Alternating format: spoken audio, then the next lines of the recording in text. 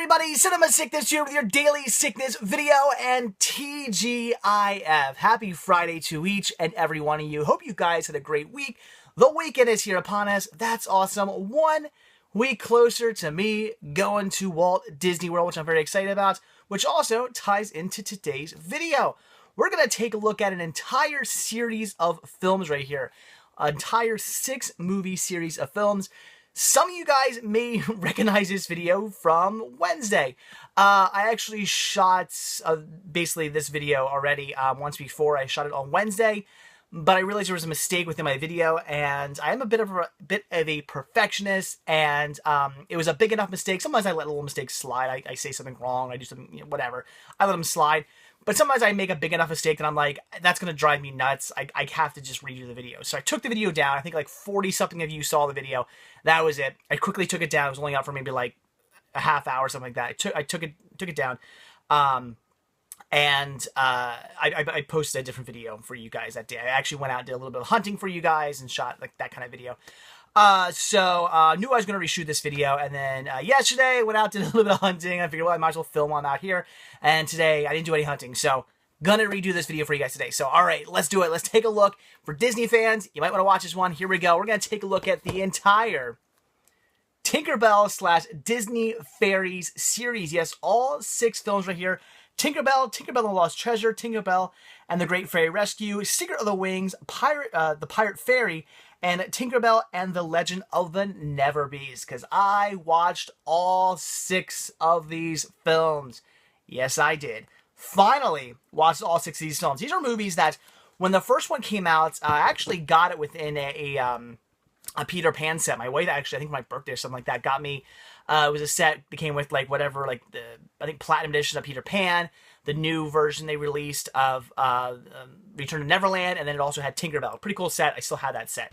And I'd want to watch it ever since then. I'd want to watch Tinkerbell ever since then, and then I never got around to watching it. And then the second movie came out, and the third movie came out, and 4. It just got to the point where now we're up to 6 movies. I just had never watched a single one. I thought, you know what? It's time to finally marathon these and check every single one of these out. Finally. So I did, and I was pleasantly surprised. So let's talk about them really quick. Try to get through this quickly. We won't dilly-dally on these too much. So first up we have here is Tinkerbell. That's what we start off with. Decent movie. The movie is basically just about the origin of Tinkerbell. We learn that the fairies come from a baby's first laugh, and she's born a tinker. There's all kinds of different fairies who have all sorts of different tasks, and one of the tasks is a tinker. A tinker fairy is a fairy who makes things. There's water fairies and like animal fairies and plant fairies and just all fairies for everything. Light fairies. And Tinkerbell is a tink. Kind of ironic that her name's Tinkerbell and she's a tinker fairy. But anyway, that was a little like, I don't know. But that's what kind of fairy she is. But she's not sure if she wants to be that kind of fairy because she wants to go see the mainland. She's very adventurous. She doesn't just kind of go, okay, I'm a tinker fairy, I'm going to be a tinker fairy. She's kind of her own independent spirit. She's very much different from the other fairies, where she wants to go off and do her own thing and be her own person, doesn't want to kind of fit a mold. And when she's basically told, you're a tinker fairy, this is what you're going to do for your rest of your life, she's kind of like, I don't really know about that. So the whole movie, she's kind of just learning who she is and finding herself and whatnot. It's one of those kind of find yourself sort of movies. And in the end, realizes that she is a fantastic tinker. That's what she is what she was literally born to do, is to be a tinker and build things and create things. And she loves doing it. And everything kind of works out in the end. And she loves what she does. And we get to find out the origin of Tinkerbell. It's decent. I wasn't blown away by this movie, though. I just kind of went, it was okay. And from that, I got a little nervous because I had 5 more movies to go. And I was a little nervous that the other 5 were going to be just kind of like, okay, like this one. Because I was marathoning these. I was watching them all back to back. I've been like, well, I'll watch like 1 a week or something like that. Not such a big deal. But, 5 mediocre movies, or 6 mediocre movies in a row, that would have been a bit much. So I was a little nervous because, like I said, this movie was good. I enjoyed it. If you're a Disney fan, if you're a Peter Pan fan, sure, check it out. But, it wasn't anything amazing, so I wouldn't say you need to see this one. It was just okay. But a fun origin story, and it is what it is. The CGI is decent. It's not, it's not Disney Pixar or anything like that. It it doesn't look like the time and effort that you would see put into like a major motion picture, whether it's Disney or Fox or whoever. It doesn't seem, or DreamWorks, something like that. It doesn't seem like that much time and effort was put into the CGI. It seems a little bit more low budget, but it's still good. It's not to the point where it looks bad. It just doesn't look as good as as something that was, if they were releasing this to theaters, it doesn't look quite as good as something like that. But it still is good. Only thing that really drives me nuts is Tinkerbell's face. I don't know. I mean, it kind of looks a little bit better here than it does in the actual movie, but I don't know, her face just kind of bugs me. I wasn't a big fan of it. When I first saw her face, I was kind of like, I don't know, something's off to me. I don't know if it was her nose or I think it's maybe her little nose. She's got that like tiny little nose. I know it's a Tinkerbell trait, but somehow it doesn't just. Maybe it's her lips. I don't know. I don't know what it is. I don't know if it's a combination of her eyes, her nose, her lips. I don't know what it is.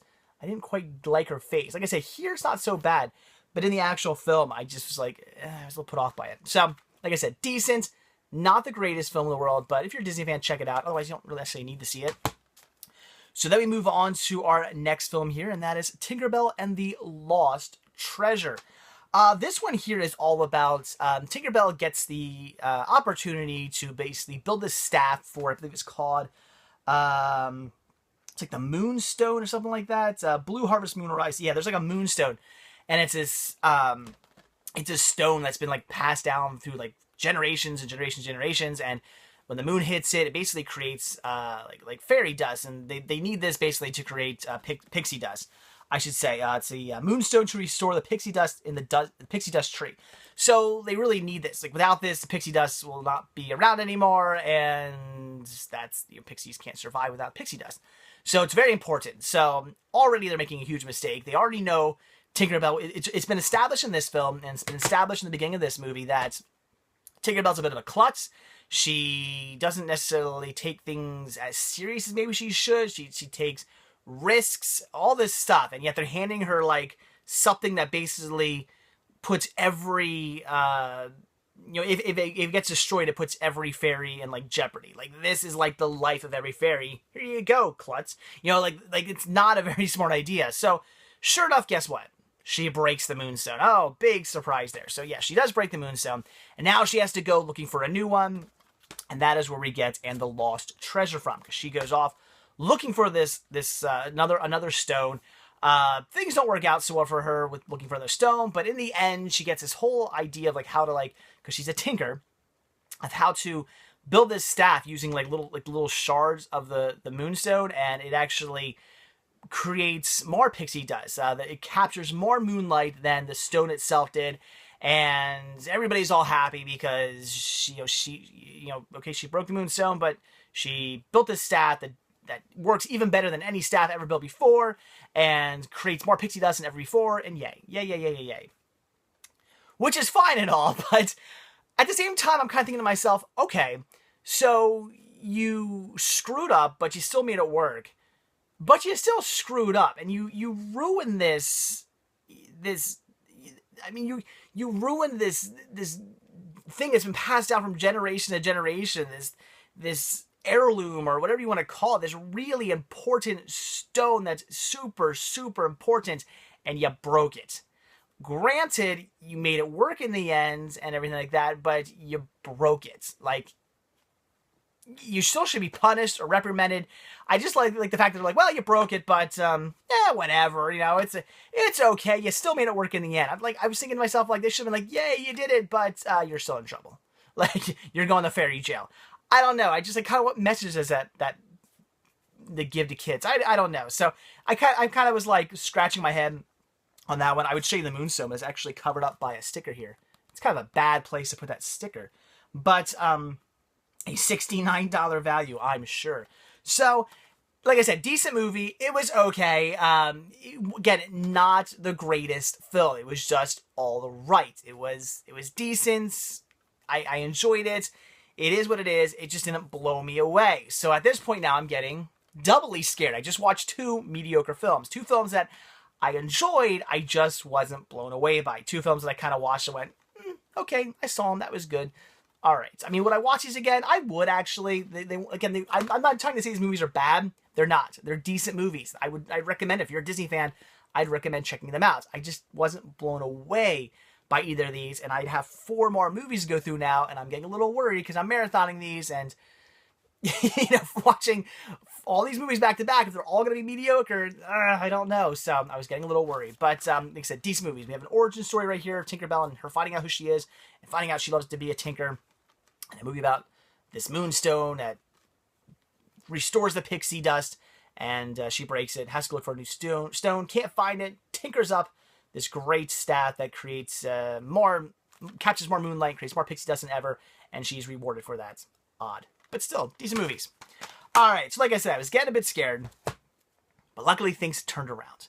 Next film up here was Tinkerbell and the Great Fairy Rescue. This I really enjoyed. For one reason, it was cute. And I don't mind saying the word cute and using the word cute. It's a perfect adjective for a Tinkerbell movie. We're talking about Tinkerbell movies here. I can say this movie was really cute. I loved it for that. I wouldn't say this movie, like, the story was, like, anything amazing, but it was a really great, heartfelt, enjoyable, like, cute story. And I like that. It touches at your heartstring kind of a story. This movie's all about Tinkerbell is out with one of her other fairies, and there's this little girl right here. What was her name? Lizzie. Little girl right here, Lizzie. And her father, they move into this home, and Lizzie's all about fairies. She loves fairies, but of course she's never seen one. Her father keeps telling her, no, they don't exist, whatever. So she builds a little fairy home. When Tinkerbell's out, she ends up finding this home, going into it, and she ends up getting captured by Lizzie. So the other fairy goes off and tells other fairy friends, like, hey, Tinkerbell's been captured. We got to go rescue her. And that's where we get to the Great Fairy Rescue title from. They got to go rescue Tinkerbell. Well, as it turns out, Lizzie's a nice girl. She's not out to necessarily capture Tinkerbell. She just wants to be friends with her. And they end up becoming friends. Tinkerbell and Lizzie become, like, really good buddies. It's super cute. It's super enjoyable. Lizzie's an adorable little girl. Absolutely great story. But there's this other story going on where the father just doesn't have time for Lizzie. He's too busy with his experiments. He's a scientist. He's all this scientific stuff he wants to do, and they end up finding this butterfly that was painted by a fairy but kind of messed up, and he's going to present it to the Science Academy and everything like that, and he's got to do this or he's going to get in trouble and blah, blah, blah, and he just doesn't have time for his daughter. So Tinkerbell and Lizzie get this idea where they're going to create this scientific book. So Lizzie can show her father, and it's going to be all about fairies. And Tinkerbell teaches Lizzie all about where fairies come from. Again, like being born by the first laugh of a child, and how they fly and create pixie dust, and yada yada yada. Just everything there is to know about fairies. And Lizzie's going to present this book to the father. Well, of course, the father is gets the book and he's like, "Why are you wasting your time with this?" And blah blah blah. You're wasting your time. These books are for scientific research, and you're writing something about fairies in it. Like, what are you doing? And he's getting angry and angry, and Tinkerbell is there hiding, but getting angry and angry to the point where she bursts out and freaks out at the father. Of course, she can only jingle. You can't understand a fairy unless you are a fairy. So she's or Captain Hook, apparently. We'll talk about that in a minute. So she's jingling at the father, and he's like, "Oh my God, fairies exist!" And he captures her. And he's gonna take her down to the Science Academy and everything like that. But in the end, of course, he realizes that that would be a wrong thing to do, and he loves his daughter. And it's this great, cute little ending of the story where he kind of realizes what he was doing was wrong. He should let Tinkerbell go, spend more time with his daughter, and everything works out in the end. And it's a really cute story. That's all I gotta say. Really cute. And it made me a little bit more happy because, like I said, these two were just sort of mediocre stories with nothing too much going on to the point where I was blown away by them. But this one, story still somewhat sort of mediocre, but the story was really cute and heartfelt, and I loved that about it, and I really enjoyed this one. And I was now more excited to watch the next 3 movies. So Tinkerbell and the Great Fairy Rescue, this is where I say things would pick up. I really enjoy this one. This is not going to be for everybody. You got to be like me. You got to just I love stories like this. I'm a sucker for it, whether it's, I don't care what it is, like people helping people realizing they like each other, stuff like that. I'm a sucker for that type of movie. I know it's corny, it's whatever, but I am a sucker for it, and that's what we have here. So I loved it. And the cool thing about these movies are, I love the fact that they make up the pixie dust tree when you put them all together. Cool mural. The next 3 do not do that though. It's only the first 2 movies. So as you can see, I need a slipcover for Tinkerbell. I do not have a slipcover for this. I'm on the hunt for one because you can see it does still make the tree up without it. It just doesn't look nearly as nice. I really gotta find a slipcover to make that mural look perfect. So if anybody out there can find a slipcover for this, let me know, because I love one. But Very cool. So, 3 decent movies here. Like I said, first one and second one are just okay, but still good stories. Third one, things started to pick up, in my opinion. Really enjoyed it, but a decent start to the Tinkerbell series and the Disney Fairy series. All right, so now things definitely start to pick up. We have Disney, the Secret of the Wings. And in this movie, we find out Tinkerbell has a sister right there, Periwinkle. And it's the story of them realizing they're sisters and trying to be together. But of course, fairies can't, like, well, I guess... I would guess basically winter fairies are kind of screwed. Because they're basically saying, like, winter fairies can't go into, like the autumn, like, area and stuff like that. And it's and vice versa, because if, like, you know, a Tinkerbell type fairy goes into because there are, every season has their own fairies. So if Tinkerbell, who's like an autumn fairy, goes into the winter area, her wings will freeze and break. And if Periwinkle goes into the autumn area, it's too warm there, her wings will like kind of like, they sort of like, I don't want to say melt, but they kind of like get all droopy and whatnot on her. So they can't do that. They can't see each other. But they find out they're sisters, and of course they want to see each other. And it's kind of this whole story about them trying to be together, but they're really not able to. And they come up with some ideas of how they could possibly do it, and how they could possibly be together. Things don't really work out in the end. And they create this machine that kind of helps, like a snowmaking machine that helps Periwinkle go into like the autumn area. But that doesn't go so well. But this machine ends up falling into the water, and it stays on and creates this big like frost that goes throughout like all of like Pixie Hollow, and not so good. But we find out that the Winter Fairies can create this frost that can basically cover stuff, and the freeze can go over top of it then. And when the freeze thaws out, the frost will have kept everything alive. So the Winter Fairies come to the rescue, and they put a stop to this evil freeze that's coming through. Well, the freeze does come through, but they save everything by putting a frost over everything. And we find out that they can frost the wings of the Autumn Fairies, and now they can all enjoy themselves, and they can go over into the winter area. I guess still, we have to say that the Winter Fairies can still not go into a warmer climate. That still can't happen, apparently. I don't know if they can go in. It just apparently doesn't work. So they can't go into like that kind of a climate. Or I'm trying to think, is it autumn, or is it, I want to say it's autumn, not spring. But anyway, they can't go into basically a warmer climate. So I guess they're still screwed. They got to still stay where they are. But apparently other fairies can come visit them now. So everything is happy. The king and queen can now see each other, because there's this story where you can kind of see things coming. They used to be in love, and that's why the king unfortunately had broke a wing, because he was trying to go into a season he couldn't go into. And then that's why they created this rule. The king and queen created this rule that no fairy should leave their season anymore, because it's too dangerous, and blah, blah, blah. So everything, again, works out in the end. Tinkerbell and her sister get to be together. They get to spend time together, and yay. So, decent movie. I would say, again, we're getting better. Like I said, first 2 started out kind of just mediocre. Now things are picking up. This is a really cute story. This one I just thought was a really good story. So things are getting better here. I really enjoyed these 2. Much better movies than the first 2. Again, I'm not saying these are bad. They're good, but things are picking up. So it's kind of weird how these movies work out. They all come in pairs of 2, basically. So the next 2 movies here, these are the ones I'm definitely recommending. So the next film we had up is The Pirate Fairy. And this was great. Really enjoy this one. This is all about this. This movie really does not feature Tinkerbell. The first 4 here really feature Tinkerbell. I mean, this one features Tinkerbell and her sister, but still, they're all Tinkerbell stories. Now we're getting into stories that really aren't Tinkerbell stories. Tinkerbell really doesn't hold much more of an importance than any of the other fairies do.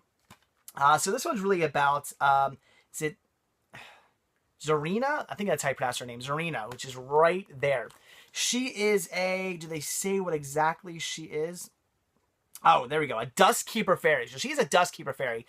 And she's kind of like a little bit like Tinkerbell. Like, kind of likes to experiment. She's like, well, what about if there was this kind of dust and that kind of dust? And of course, her boss is like, no, there's just this, the gold yellow dust that we always use. That's it. That's all the pixie dust there is. But she wants to create new dust and see what kind of dust to do. And she ends up doing that, and ends up screwing up, of course. She creates this one dust that makes like these big vines grow and causes all these problems. And She basically gets yelled at and flies away. And this is the part of the movie I find absolutely hilarious. She goes away and leaves, and then all of a sudden just goes 1 year later. And then now we're back to 1 year later in the story. Which I'm assuming that means that nobody went looking for her. It's just she went away and they were just like, okay, see ya. Nobody cared that she went away. Nobody went looking for her. Nobody was wondering where she went or anything like that. She just went away and they were just kind of like, okay, 1 year later. I find that absolutely amusing because in the end of this movie, they certainly do make it look like they all very much missed her. So the fact that nobody went looking for her was absolutely hilarious. So she ends up becoming a pirate. And basically, she ends up wanting to steal the blue pixie dust, which basically creates regular. It's needed to create the regular pixie dust. So she wants to steal this so she can create more pixie dust, so they can actually take this pirate ship and fly it to Earth and steal all kinds of goods and cause havoc and do all kinds of fun piratey things as pirates tend to do. So that's the whole thing. So basically, these pirates, from what I could gather, basically kind of sort of brainwash her into sort of doing what she's doing, oh, forget those fairies, come along with us, we love you. Well, you're now our captain, because she ends up becoming the captain of the ship. We of course find out that's not necessarily the case, but she's the captain of this pirate ship now, which does seem kind of weird, and you'll find out that it does make sense that's weird. And she's gonna steal this pixie dust. They're gonna fly the ship, and they're gonna pillage and plunder as they do. Well, this movie actually features Captain Hook right there. Absolutely awesome. Who is literally the true pirates of the pirate ship. So they're all leading her on. They make her the pirate. They make her the pirate captain. She steals the dust. And once she teaches Captain Hook how to fly the boat, because that's his one main problem. He needs her to get the dust, and he needs her to fly the boat. Well, he teaches her, she gets in the dust, and then she teaches him how to fly the boat. And at this point, he goes, well, what do we need you for? And captures her, and now she's trapped, and the other fairies gotta save her. So I love the fact that we get Captain Hook. And Captain Hook, of course, is the real captain of the ship. We even get to see TikTok, how he's born. And we get to see him, actually eat the clock. And now he's ticking himself. I love that. Captain Hook's, arch nemesis is born. And we get to actually watch him born. So this is sort of an origin story of almost Peter Pan, before Peter Pan. And I love that. I love seeing Captain Hook in this one. Very cool. Very young Captain Hook. Definitely a very different Captain Hook. I mean, look at him. He's a much younger Hook there. And I love it. So, great story. Of course, Zarina ends up kind of, realizing what she did was wrong. And she gets welcomed back to Pixie Hollow. And everything kind of just works out in the end. So, decent story. I really enjoy this one. If you are a fan of Peter Pan, this is one to check out. Out of all of these, if you are just a huge Peter Pan fan, I would at least recommend The Pirate Fairy, because it's just a great kind of sort of early Peter Pan story. A story about the fairies, a story about Peter Pan, and I love it. And apparently, Captain Hook, and I love it. It was great. And apparently Captain Hook can talk to fairies, because nobody else can understand Tinkerbell. Serena. Nobody can understand her. She talks like a fairy to all the humans, where she just kind of jingles. But Captain Hook seems to be able to understand her, so I guess he can understand fairies, which I don't know. I don't remember them explaining how that happens. Maybe I missed it. I don't know. But very, very good. And maybe I won't spoil it for you here, but at the very end, keep watching this movie, because there's a very cool scene. If you are a Peter Pan fan, very cool kind of foreshadowing to who Captain Hook becomes in the Peter Pan movie. So I love that. I saw that and I was like, oh, it's almost like at the end of a Marvel movie, when they do a little kind of cliffhanger, or kind of something that basically set up the next movie, and you're like, oh man, that was awesome. They do that in this movie, and you're like, oh, Peter Pan, the Peter Pan story is gonna come now. It's awesome. So I love this one. I feel like this one's almost a prequel in a way to the Peter Pan series. So this is awesome. Check this one out. I loved this film. Great. And then another great Tinkerbell movie. We have Tinkerbell and the Legend of the Neverbeast. Now, why these three are all Tinkerbell and the blah, blah, blah, and then they just leave off the Tinkerbell name on these two, and then they bring the Tinkerbell name back? I don't know. Maybe these two didn't sell as well. I'm not sure, but they bring the Tinkerbell name back, which kind of doesn't make sense because, you know, she is featured on the front, which she is in all these. This isn't really a Tinkerbell movie. Again, in this one, she really plays no more of importance than the other fairies, just like in the Pirate Fairy. Same thing. I mean, yes, again, she's featured on the front, and I guess she always is, but it's not really her story, and she's really no more of importance than the rest of the fairies who are, you know, trying to get the blue pixie dust back. And same thing with this. This movie is really all about a pixie named, or fairy named Fauna. I'm sorry, Fawn, not Fauna, Fawn. And she is an animal fairy, and she is, again, a little bit more adventurous. I mean, that's kind of what these all stories are about. Like, fairies who don't fit the mold. And she's a little bit more adventurous, and she just has a super, super passion for animals, more so than any other, like, animal fairy. At the beginning of the movie, we find out that she actually, you know, helps out a baby hawk, and hawks are like the enemies to fairies. So everybody's kind of like upset that she went and did that, because everything she put all the other fairies in danger, even though it's only a little baby. Still, everybody's upset about that. So she kind of goes off, and she's all upset, and she ends up coming across the Never Beast right here, which they don't really show a picture of, but there he is. You can kind of get an idea. He's this big kind of scary monster type of thing. And she ends up finding him and befriending him, and she wants to bring him back to Pixie Hollow, but that's not going to necessarily go so well. So she ends up befriending him, and we have these fairies right here who are just like kind of the warrior fairies, the protectors of all the rest of the fairies, and you know, they hunt down hawks, and they just do anything and everything to protect all the fairies and the pixie dust and all that stuff. And they take their job way too seriously. They're super, super just like militant. Like they're out to just destroy anything that could possibly hurt the fairies. And of course, we got a Never Beast here. Well, they don't take too kindly to a Never Beast, and they end up finding this painting that was drawn, and it's not a very good painting because it basically is a painting of what the Never Beast does.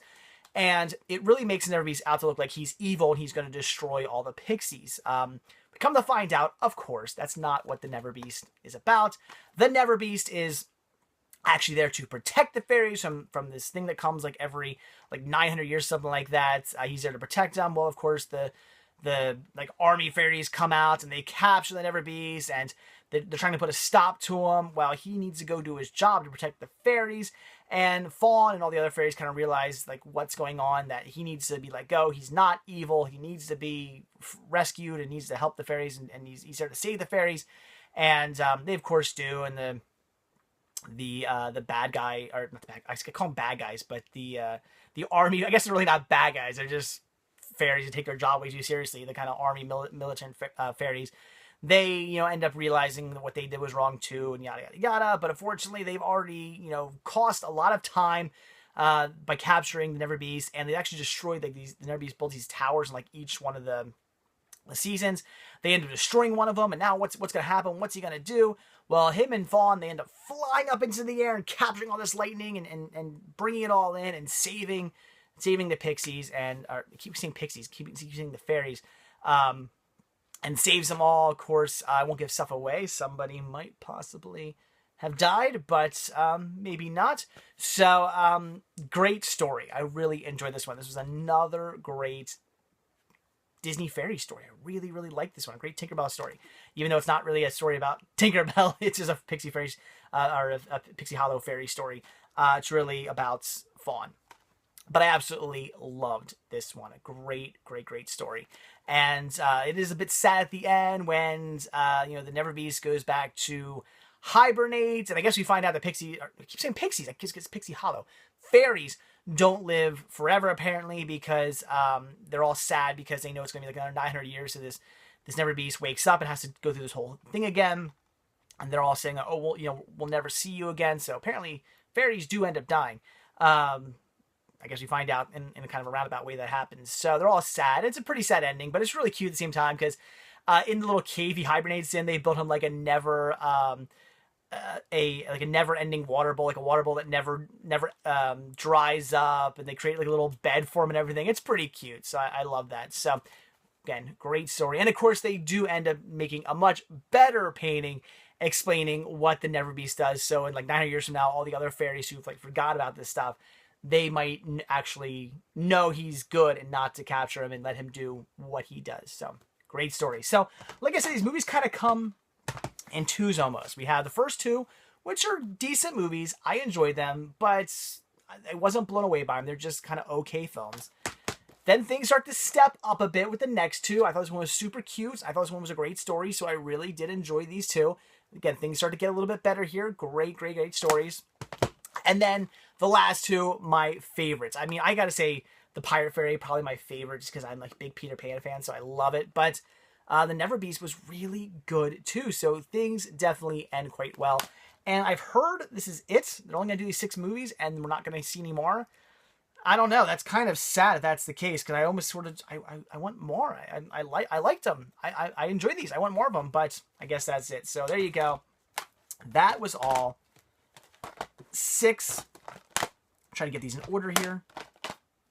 There we go. All 6 Tinkerbell movies, the Disney Fairy movies, and like I said, definitely good movies. There we go. I recommend checking them out. Again, the first 2 aren't the best, but they're okay. Second 2, much better, and then the last 2 are just fantastic, and I would highly recommend them. Especially again, if you're a Peter Pan fan, at least out of all these, at least see the Pirate Fairy. That was the best. So very cool. And there was just my little quick thoughts on the Disney Fairy and Tinkerbell movies. Good. I enjoyed them. I was pleasantly surprised. I wasn't expecting to like these as much as I did. I really thought I was just going to be like, they were okay, I guess. But no, they were actually surprisingly much better, and kind of regret putting off watching these for so long. But at the same time, it was kind of fun to marathon them all. That was kind of enjoyable, because otherwise I would have watched them just like, as they came out. It was sort of fun to just sit down and just, boom, let's bust through all 6 of these. So I liked them. They're enjoyable. If you're a Disney fan, I'd recommend checking them out. If you're not some like big diehard Disney fan or like a 6-year-old girl, they might not be for you. Again, the Pirate Fairy, I kind of recommend if you are a Peter Pan fan. The rest of them, the other 5, I'm kind of just like, I don't know. I could see these not being for everybody, but they were definitely for me. And I would say if you're a big Disney fan, then at least check them out at least once, because they're great. So, all right, guys, there you go. That is it. Like I said, my second time doing this video because I made a mistake in the first one, but things have been rectified. Things have been fixed. So, all right, guys, there we go. So that's it. So like I always say, thank you guys so much for checking this video out. Be sure to hit that like button. And if you want to see a brand new video from me every single day, be sure to hit that subscribe button. And if you're not already over at cinemasickness.com, if you're watching us on YouTube, there's a link down below to cinemasickness.com. So click on it, head over there, check it out. There's a lot more to see there than just these videos. All kinds of stuff for you to check out over at cinemasickness.com. So, all right, guys, that's it. Thanks for watching. Watch the Tinkerbell / Disney Fairy movies. They're pretty good. So, all right, that's it. Enjoy your Friday. I'll see you tomorrow on Saturday. See you then, guys. Bye.